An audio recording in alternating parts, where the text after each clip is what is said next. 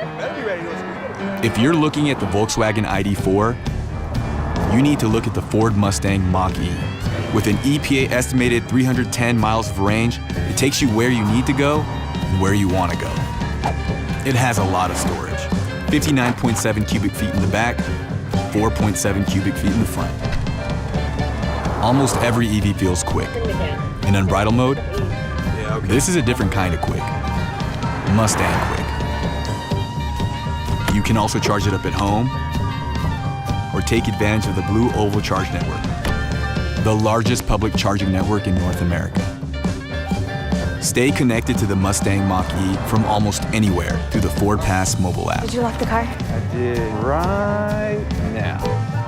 When you get back in the Mach-E, your iPhone can wirelessly connect to the center touchscreen with Apple CarPlay compatibility.